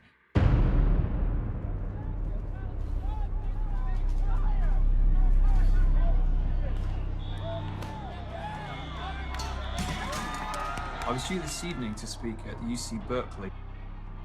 I'm just sitting in a hotel room stunned that hundreds of people were throwing rocks, throwing goodness knows what else at the building, throwing fireworks at the police, because they're so threatened by the idea that a conservative speaker might be persuasive and interesting and funny. They just have to shut it down at all costs. I'm a gay Trump supporter. I wanted to go watch a gay Trump supporter. I think Milo is absolutely hilarious. We met up at a coffee shop across the street from Berkeley, and I was just waiting for my friends to trickle in, and it was just all these Antifa people were already there. So they're already kind of flirting with the idea of violence. So Antifa was a group that was started in the early 1900s in Germany, obviously as an anti-fascist group, but they were the violent, militant wing of the Communist Party in Germany. And as they continued on, they still have the same message. They're communists that believe in destroying anything they deem to be fascism through any means possible. They're screaming, hey fascist, hey Nazi. I forget the particular slogans that they're all chanting in unison. But the irony of it is, because I was so naive, I kind of thought that I could connect with these people and say, like, look, like, I don't support those things either, and they would just immediately understand and believe me. But, you know, symbols are more powerful than words sometimes. And you're wearing the wrong piece of clothing, and it's just not going to do. And props to them for the ones who are doing it non-violently, but I think that's a very rare thing indeed, so thank you. Are you surprised, ma'am?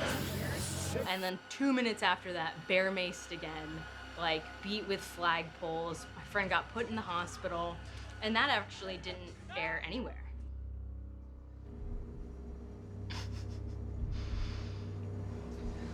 That's wild. Never reported in the media. I've been wanting to have this conversation because this has been a big issue about free speech on campus and conservative voices being heard. But Mr. Reich, my first question to you is the violence that we saw, this violence we saw at Berkeley, we had it live here on CNN last night, it ultimately it plays right into the hands of a right-wing white supremacist, someone like Milo Yiannopoulos. Like I told the newswoman over there that, like, specifically it was their narrative, they were a part of this, it was their narrative that was causing the violence on the left. This is not to remove personal responsibility from the actual people that do the violence, but they pretend to be objective. And that's the part. And they implant these ideas in your head, and they'll say things like, well, some people call these people white nationalists. Do they ask any of the people there? No. because that would actually be real journalism. The real problem is this name calling because, you know, as grateful as I am to be on the show and I like the attention, the real people that I want to hear from are, you know, the guys who run CNN, who are legitimizing ordinary conservatives being called white supremacists, anti-Semites, racist, sexist, when they're not. There's an inevitable, obvious consequence. The things that had been said about Donald Trump led to extreme violence. In Donald Trump's America, everyone is speculating as to who should be the most afraid. Black people, Latinos. We grapple every day with what it means to have a president stained by racism. You voted Trump! You voted Trump! I'm just gonna be honest. We think there might be a Nazi in the White House. He is a bigot, he is a racist, he is a misogynist. The president's crude and arguably racist remarks. The president has racist views. I'm a Bernie supporter, they attacked me. Who did? They thought I was a Trump supporter, I wasn't. Tens of millions of people voted for him after he showed his cards for years. But are you, are you suggesting that they're racist or Absolutely, yes. That is pure racism. And the president is cynically using that racism to appeal to his base. If everyone is a white supremacist, what does that even mean anymore? You know, you're just gonna accuse anyone who disagrees with you? I have people who tell me that I'm a Nazi sympathizer for being friends with Trump supporters, or that I'm a racist, and I'm actually a mixed race person, right? It's like nuance has gone out the window and none of it matters anymore. Say you worked in a loony bin, and there was this one guy going, the Khmer Rouge are coming, the Khmer Rouge are coming, Pol Pot is upstairs, the Khmer Rouge are gonna invade here, we gotta stop the communists in Cambodia. And you go, all right, Mr. McGillicuddy, that's okay, and you'd lead him to his room, and you go, he was bitching about the Khmer Rouge again. That's the way the media is with Nazis. They see Nazis in their soup. They're everywhere. Now we have Nazi panic, where even if you're a girl, they'll hit you. It doesn't really matter. That's what the media does. There has been far more violence by Antifa against people they don't agree with, especially Trump supporters, than there has been violence by Trump supporters. But the media covers up violence by Antifa. I've reported from the White House several times, and on one visit, after the White House press briefing had concluded, I looked over at the assembled journalists and I said, why will nobody here cover the violence against Trump supporters? And why won't you demand that leaders of the Democrats disavow the violence from Antifa the way you demanded Trump disavow violence from his supporters? This is being completely covered up. They laughed at me. They thought that I would care, but their laughter actually proved what I wanted to prove. I wanted them to laugh at me, because then I could show people, hey, this is what the media is all about. They laugh at violence against people if they don't like you. It's also not surprising that the right, in a sense, retaliated, came back out, held more events to counter this use of violence by Antifa. We saw the rise of the base stick man. You know, there's a video of him cracking a stick over this Antifa member's head. And right then I'm like, Antifa is going to double down and they're gonna go nuts. And that's where we saw Antifa throwing explosives into the crowd. M80! Somebody from the Antifa side just threw an M80 into the crowd. We heard a guy got stabbed in the chest. The bike lock basher, Eric Clanton, hit 7 people over the head with a bike lock. If you were to ask me, I'd say that was an attempt to murder. I guess, you know, it's sadly predictable. That's the scary thing, you know, and it looks like things are gonna escalate because nobody's gonna back down. And this is just the beginning.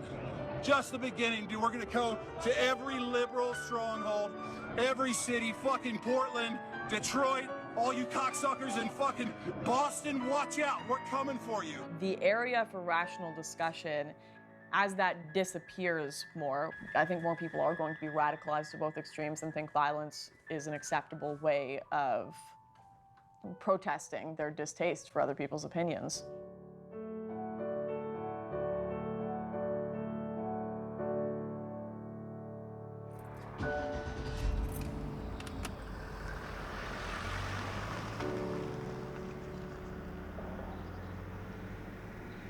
Imagine that your belief systems are essentially maps of the world that you use to orient yourself with. News informs you. If it's real news, it updates your map. It brings you into alignment better. There should be an alignment between you and the world if you're properly informed. He handed almost unlimited power to a fascist wannabe. So arrogant people, resentful people believe that deception works. And it that's just not the case. When you act out a falsehood, then something terrible happens. That's the definition of a falsehood, fundamentally. You know, falsehoods have consequences. That's what makes them false. And you can not believe that, it's fine. You can even get away with it for some period of time. But you're not going to get away with it for very long.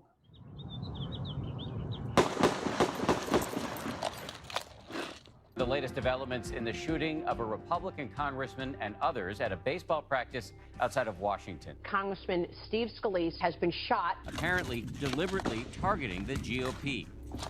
There was a shooting by a Bernie Sanders supporter and pro-Antifa person at a congressional baseball practice called the Scalise shooting now. He cursed President Trump, labeled the president a traitor, and called for his destruction in several Facebook posts. And then the mainstream media, they acted like they really cared. Oh, they really cared. The shooter died from his injuries after the shootout with Capitol Police, news that we first were told by President Trump himself, who had a somber and reflective message for the nation. No, the people know. The people watched them laugh when they were asked about violence. They know that the media wants more shootings. Obviously, everybody is wishing the congressman well and hoping that he recovers.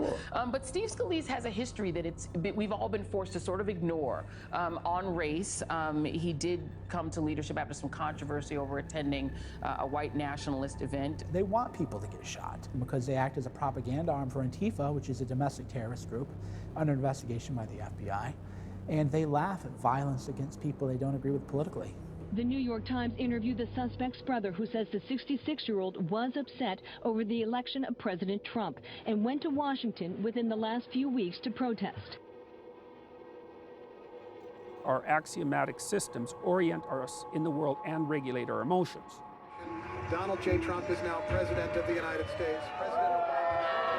So when something axiomatically impossible happens, people are going to scramble to find reasons that don't require a retooling of their worldview. And it's no wonder, because they're avoiding, in archetypal terms, they're avoiding an involuntary descent to the underworld and even to hell. That's also why people fight so hard to protect not only their belief systems, but their social systems. Often that means accusing someone else. Trump is a Nazi! Trump is a Nazi! Because then they have to change and not you. Trump's a racist! Trump's a racist! A worldview adjustment is a major revolution, and you may not recover from it. It just might do you in, or maybe you're chronically depressed. And so when you dig down and you have to restructure those axioms, not only do you have to encounter the unknown as such, which is no joke, but you may also have to discover your own malevolence. Well, it's no wonder people turn away from that. It's not surprising at all, and everyone is like that. I mean, this is why I'm no fan of ideologies, generally speaking, because they place a mask of virtue over a dark set of motivations. And then you can tolerate looking at yourself in the mirror. Well, there's plenty of motivation to falsify, but it's a bad idea. You live out the falsifications, and the world hits you. We begin with breaking news from Charlottesville, Virginia, where 2 people have been injured in an altercation with protesters who are out in force over the planned removal of a Confederate statue. Watch this. So my opinion of the race baiting that's going on, and my opinion of the portrayal of the social strife and the neo-Nazis and et cetera, is another example of a business model by the mainstream cable news networks and media to try to create an environment of discontent. What happened over the weekend in Charlottesville, Virginia was just disgusting. I was watching the news like everyone else. And you're seeing Nazi flags and torches and white supremacists. Hate no longer hides behind hoods. And I was sick to my stomach. And by the way, I have nothing but disdain for Nazis. Is this guy wearing a Hitler shirt? Yes, he is. I think the whole Charlottesville thing, I think you have to have a zero-tolerance policy on Nazis. But I think that there are a very, very small portion of the population. And if this was the 1960s, 70s, or 80s, objectively, they wouldn't be worthy enough of the news standing that they're getting right now. I think that the media will gin up controversy, take things and blow them out of proportion to gin up ratings. It glues people, it's addictive. Of course, everyone today is talking about the latest events that just unfolded in Charlottesville, Virginia. Today, we have a very special guest who is there on the ground. Basically, there was all of the Unite the Right type people in the area that they were sort of designated to be in. And police mostly had a hands-off approach. They had set up barricades between that and then the outside protesters who were basically supposed to stay outside of the park. The problem is that, of course, the right-wingers have to walk through those protesters in order to get into the park. And so most of the violence occurred kind of at that peripheral. As we've seen from other events like in Berkeley, where there was police and they left the scene and let these two sides fight each other. Hey, how come you guys are hanging back? That would be a good question for the chief of police. What did you see on the ground, and how do you think the police conducted themselves today? Mostly, the police stayed uninvolved for the first couple of hours. Eventually, the barricades that they had originally set up were taken down by the Antifa. Virginia Governor Terry McAuliffe declares a state of emergency. Then, that terrible moment. When the driver of this gray Dodge mows down a group of marchers who were protesting the rally. 19 people were injured. 32-year-old Heather Heyer was killed. Heather's mother told us her daughter was there protesting white supremacy. The driver was caught by our ABC cameras chanting a message of white power.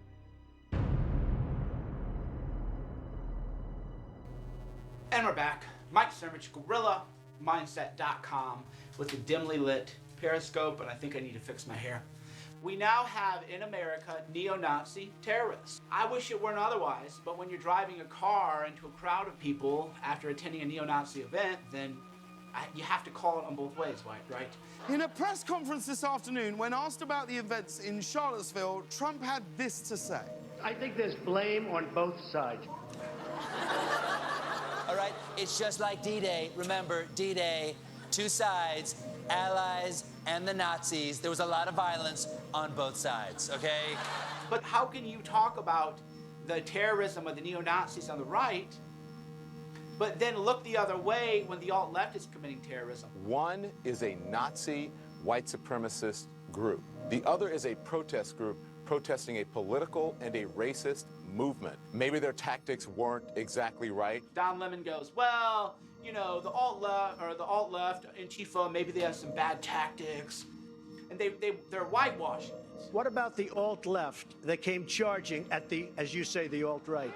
Do they have any semblance of guilt? First of all, sir, the opposite of alt-right isn't the alt-left. It's the not Nazis. But that's just me. I think you got it. No, I don't know. I think you got it. No. Let's be fair, John. I think you got it. You gotta be fair, John. No, that's pretty fair. It's time for the left to actually take a stand.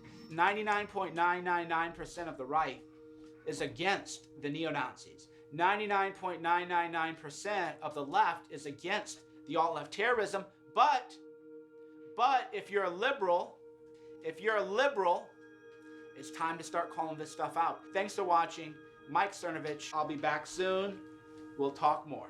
My life is in danger every day because the media has falsely claimed that I'm alt-right when I'm clearly not. Red Rover, send Sarah a big shoulder. I'm not part of that. You want a red pill? How about a lead pill? The alt-right may have started out as something different a year ago or 2 years ago. It may have been about just an alternative to mainstream Republicans, but it has clearly morphed into ultimately an anti-Jewish, anti-everybody, hate-filled movement. So I've said, hey, you guys have free speech rights. I've said the alt-right has free speech rights to go give their talks on public grounds. But I've said if your movement is based on hate, I completely want nothing to do with it. And I said if you want to throw Nazi salutes, I don't want anything to do with you. Don't come to my event. Stay far, far away from me. The media, though, they call me alt-right to this day. For people who vote for Donald Trump, to get lumped in with white supremacists and extremists, it's true in a lot of regards, because you have the KKK who are marching the morning after Trump won the election. You have alt-right groups and groups that call themselves hate groups that are holding up Trump signs at their rallies. There were Trump signs in Charlottesville, right? Living in America as a black man, I'm constantly traumatized. I'm traumatized by the statistics that I see. I'm traumatized by what I watch on the news when black people are choked to death. I'm traumatized by what I see on social media, black men being shot in front of their families by the police and nothing happening, black men with full carry weapons permits. I'm traumatized. Where's the help for my trauma? Who's addressing my needs psychologically? These are things we don't look at.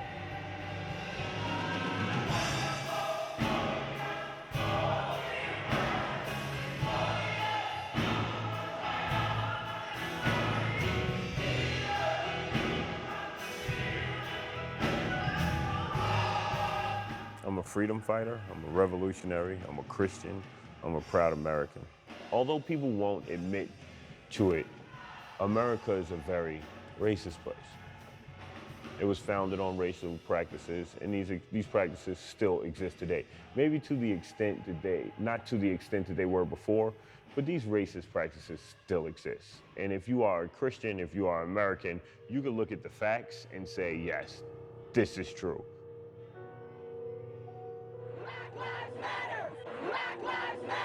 That's the mantra and the message of protests around the country. If only Black Lives Matter, then Black Lives Matter, we do not have to say it. A black person gets killed by the police under questionable circumstances.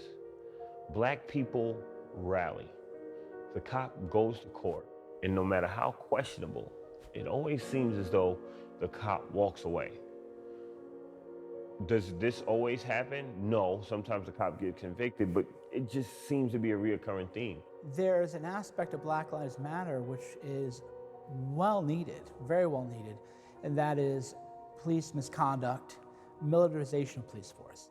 The average person there, what do they know about us, right? They know what the media tells them. They say BLM is anti-cop. Boy, do we have an atrocious case of the media twisting things in order to lead people in the wrong direction. It happens to be a Fox affiliate in Baltimore. At this rally in Washington, D.C., participants chanted, "We won't stop, we can't stop, so kill a cop." We won't stop! We won't stop! We can't stop! So kill a cop! So kill a cop! And that is not at all what they said. So the actual chant was, we can't stop, we won't stop, till killer cops are in cell blocks. We won't stop! We won't stop! We can't stop! We can't stop! So kill a cop! So kill a cop! On cell block! On cell block! I'm not anti-cop. There are members of my group who are, right? Because I know cops who are, as people, decent human beings. Black Lives Matter has been subject to fake news in the sense that the media does want to sensationalize what is happening. So if there's a big, major protest, then the media isn't going to cover that.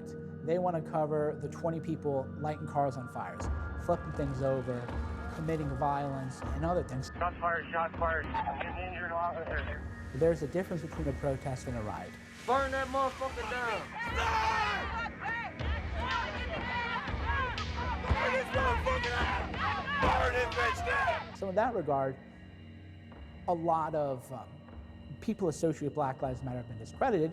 But on the other hand, there was a journalist, a Korean-American journalist, Tim Pool, who went to cover the protests, which then turned out to be riots in, I believe, Milwaukee. One of the first things we hear is the crowd getting angry and saying, what are these white people doing here? Fuck white people suck. And it culminated with an 18-year-old white kid being shot in the neck yesterday, so. That's a problem, and that's a conversation that needs to be had.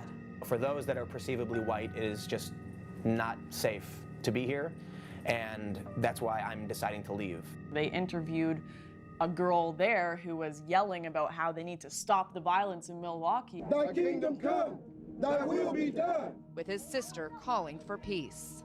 Don't bring the violence here and the ignorance here. But the other half of that clip was her screaming they need to bring the violence to white neighborhoods. Y'all burning down shit we need in our community. Take that shit to the suburbs.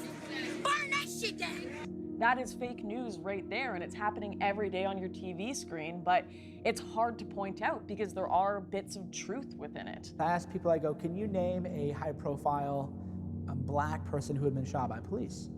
And people can name a few people, right? And then I say, can you think of a white person who was shot by police? No. I go, well, did you know that twice as many white people as black people are shot by police every year? And they go, well, yeah, but white people are the majority of the population. It's like, I get the statistics, right? But if twice as many white people are shot as black people, and you can't name a single white person shot by police, what does that say about the media's coverage, right? The first thing you hear when a cop kills someone of color is their criminal history. If they're an alcoholic, they were a woman beater, they were, who knows? When a black person is killed, they're villainized, right? And when a white person is killed, they are victimized. Villainized, victimized. And that's no one else but the media. You hear the inverse situation of complaints against the media in terms of interracial crimes, like, for instance, the Dylan Roof shooting in Charleston, and then there was a shooting in Tennessee that was like a black man shot up a church. And so people were saying, oh, that the Charleston shooting got this big media coverage, that shooting got nothing because it was the inverse. You know, so how would you respond to that? I've never heard about this. Shit is crazy. This is crazy. I don't understand why I haven't heard of this. Like, that's unbelievable. This is what's funny about the media. All the victims in Nashville were white, but it is not clear whether Sampson specifically targeted them based on their race. That's bullshit. Right? It's bullshit. And this is me talking about a black person who killed white people at church. I don't understand why I never heard that story. And what's more amazing to me is I have over 4,000 friends on Facebook. I've never seen that story published. It's interesting to me. Now, in my view, the media doesn't want to give attention to white people who are shot, because then white people might say, oh, it could happen to me too. Maybe I ought to talk to these Black Lives Matter people. Maybe we can find common cause. The media does not care about black lives. They don't care about white lives. They care about the show. And a Black Lives Matter leader who was reasonable and nuanced and wanted to talk both about rights and responsibilities would resonate with the people. And that would be very frustrating for the media. They don't want people to resonate. The way this rally is different.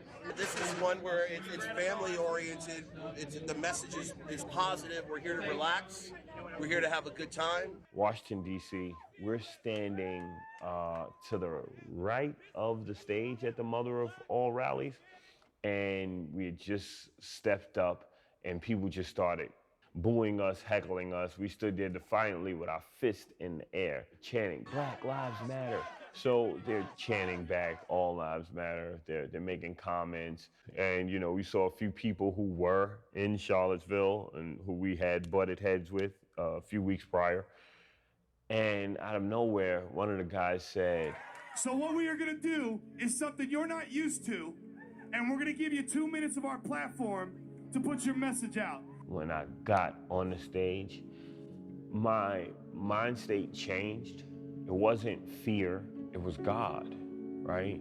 And something said, tell them who you are. I am an American. Secondly, I am a Christian. The reason why we fight is to draw attention to issues and to fix it. We are not anti-cop. We are anti-bad cop. We don't want handouts. We don't want anything that's yours. We want our God-given right to freedom, liberty, and the pursuit of happiness. USA! USA! USA! USA! I think we really made some substantial steps without either side yielding. Here I went from being their enemy to someone they wanted to take pictures with their children, and that's the power of communication. Why doesn't the media tell us this story. Why? Because people like you and I will sit down and say, let's figure this out. And guess what? It disrupts the establishment. No. The media is never going to give that guy a platform. They want to give a platform to people that look monstrous, because then you keep everybody divided, you keep everybody paranoid, you keep everybody hysterical. That is the problem right now with America, is the bubble. You click away and you unfollow, you separate yourself from people with contradicting views, and then you end up with this sort of snowball of your own narrative. Your narrative should be something like, I'm constantly trying to go beyond the truth that I already hold. Because the truth that you already hold is not enough. You need to know more than you know. If you think about what the news is, what you see in a newspaper or on TV, it's a small fraction of reality, right? There's all the things that have happened. There's all the things that they know about. There's all the things that they decided to write about. There's the things that they decided to write about that you saw, right? And it goes down and down until you're at that individual article. And so you think that when you're reading the news that you're being informed, that you're educating yourself, that you're seeing how the world is, but you're seeing such a tiny fraction of the world. And so you could argue that in a way the media is designed not to inform you, but to keep you uninformed. And that's really scary, that the bubble that we all live in, that has no real higher obligation anymore to this sort of philosophical idea of truth, is a scary thing. We can't even agree on reality anymore.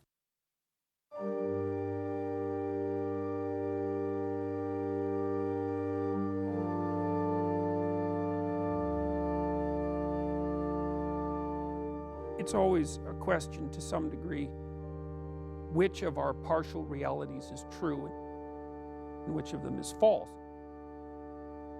There's a world that exists beyond our comprehension of it, and so you have to lay a structure on it in order to simplify it. The role of a journalist is to lay out an unbiased simplification of the situation and to let the viewers, readers, make up their own minds. But if you introduce an act of deception into the world, it stays and it manifests itself. When you do that, you corrupt the structure of the world, and you corrupt your own soul. And God help you. It's not good. It's seriously not good. And we know this. If you read who I would regard as the most profound analysts of the totalitarian societies of the 20th century, they come to the same conclusion, which is that the totalitarian states would not have been possible without the moral corruption of the individuals within that society. And if you think that through, then it should make you quake in your boots. We have to restructure our value systems, and so that means going back into the past. If ye continue in my word, then are ye my disciples indeed, and ye shall know the truth, and the truth shall make you free. Amen. Here is no search for truth. The government writes the textbooks, and the children are taught to accept communism and their fate without question. We're at a point where Judeo-Christian ethics can't die, because if it does, then our civilization is done, because its foundation blocks are of that ethic. In the story of Genesis, right at the beginning, is the idea that the essential creative element of divinity is the logos, the word, the truth. And that consciousness calls a world into being through language. That's the image of God in man, as far as I can tell. And so the words you choose determine the structure of the world that you bring into being. So we better get our acts together. We need truth. We need truth in media. We need to open up our eyes. The fundamental question people are going to have, which I have, is how do you know what's true or what's not true? I wonder sometimes if there is a truth that is accessible to us. Like, I don't know if we can ever know what's truth.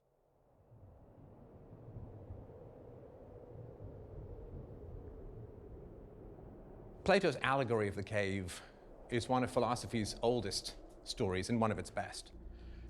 In the story, there are people who have lived their whole lives chained in a cave, and they're forced to look at the wall. Now, behind them is a fire, and in front of the fire are various shapes, people, animals, trees. And they see, against the flickering firelight of the cave wall, these shapes, and they think that they're looking at reality. But one day, one of the men breaks his chains, and he turns his head for the first time in his life, and he looks, and he sees the shapes, and he sees the fire itself. And it's startling, and he thinks, that is real. Now I have seen what is real. Before, I only saw the flickering shadows. Now I see what is real.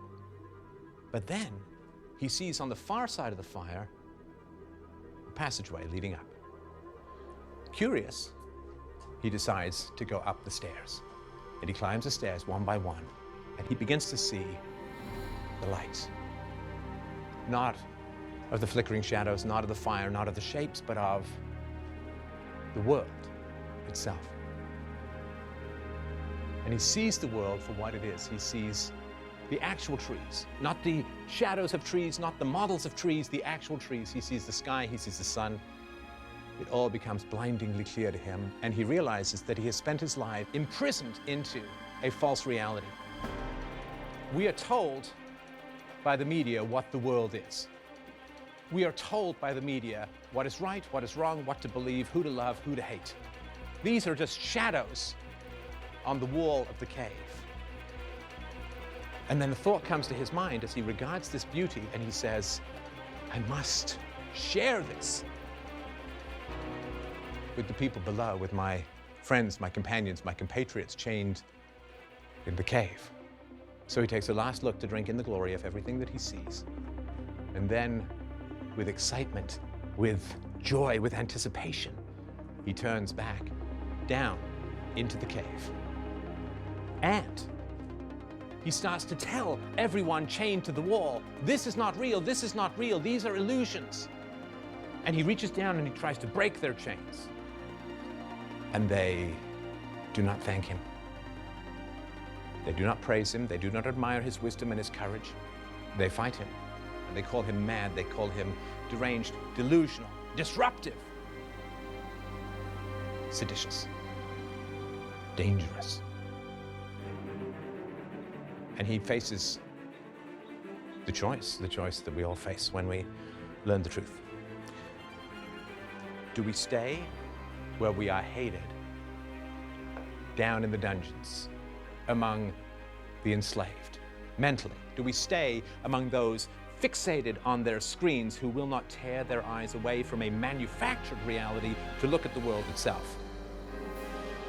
Or do we go and climb those stairs again to imbibe all the glory and beauty of the natural world, leaving behind those who fight us for bringing them the truth? I say stand and fight. What is the glory of the world if we must drink it in solitude? What is the beauty of the planet if we must view it alone? We have an obligation, if we have seen the truth, to wrestle the lies from the minds of those stuck in the cave. The cave is the manufactured reality of those who would control us by controlling what we think. But fundamentally, you can't control what someone thinks, because once they think, they are beyond your control.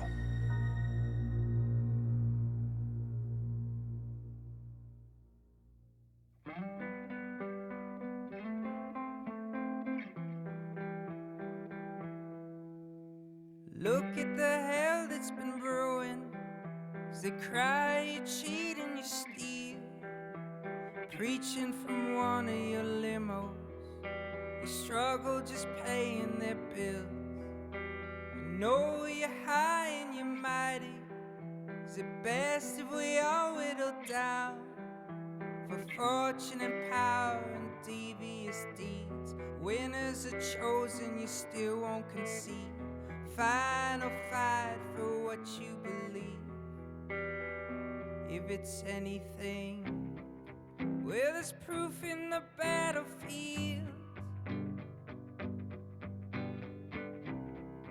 You suck profits from all that are killed, but we've got our faith back. And we're tired of messing around.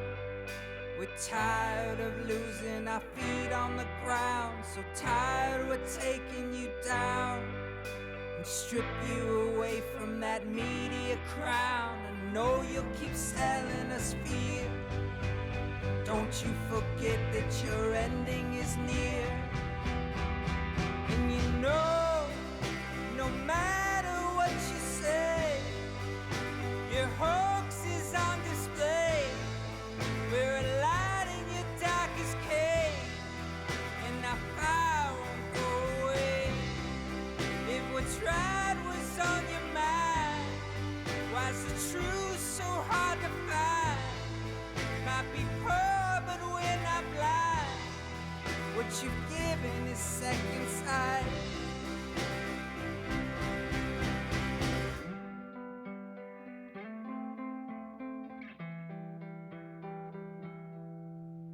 Look at your tiny retraction.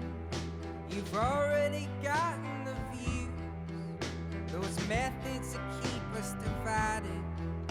How else would you spread your fake news? Shilling your way through a story while calling them scoops on the air. We pray for our youth, but why would you care?